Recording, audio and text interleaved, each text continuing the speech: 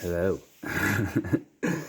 Coming to you live from our house of death here in Oklahoma.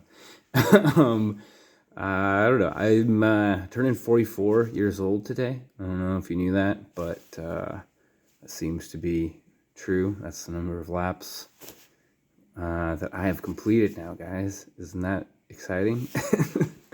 But along with that, it gets you to thinking sometimes, these times of our lives. And I've been in a space of figuring out what I want to do next.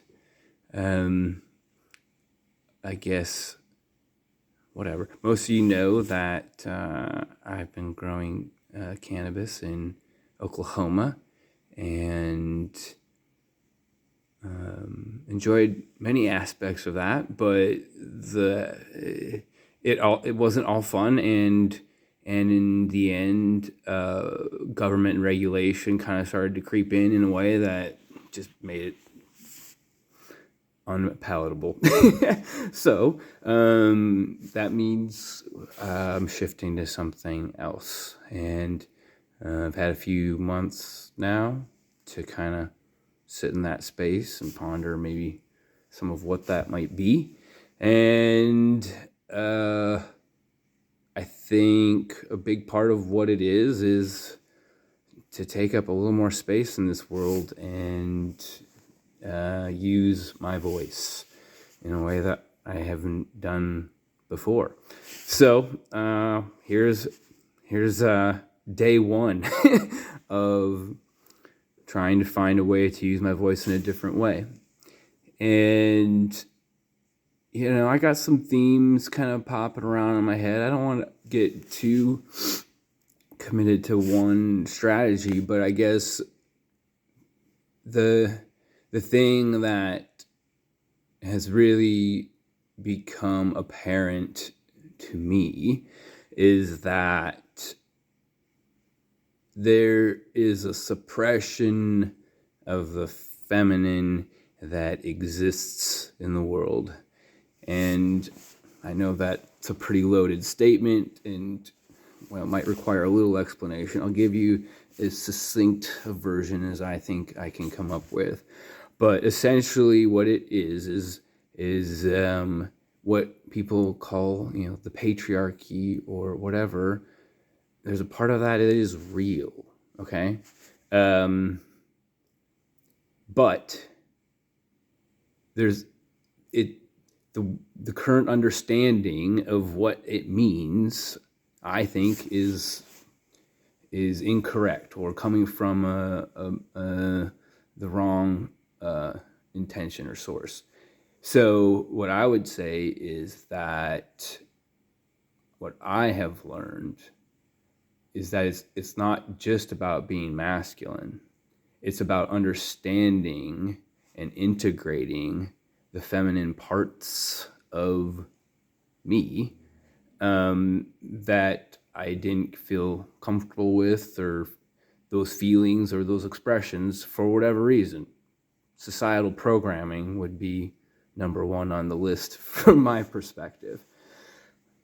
Boys are told to, not cry and stuff like that, right? Like historically. So that I wouldn't do that. Don't do that. Express your emotions, feel them, learn to feel. And through that process, integrate the vulnerable parts of yourself and learn to understand them and caretake them, and then create masculine containment to keep that part of you safe. Because that's the part of you that's going to be able to understand the feminine, and then work to create a safe space for the feminine to exist, to bloom, to be vulnerable, to be.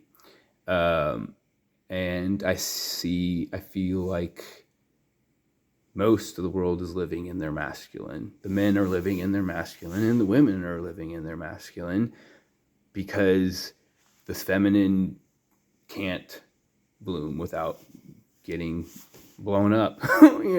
Whatever crazy shit that we have decided as humans are necessary to this process. War, for example, is an example of an expression of the masculine that is clearly toxic and is outlived its usefulness. Like, we should evolve past this state for the love. That is my opinion. Anyway, so here I am using the voice, bro. These are things that, are on my heart. I feel empowered to speak to them. I feel as though these are words that need to be heard. I want the best for humanity here, and I feel like I see too many people living in masculine without an understanding of what it is to embrace the other side, and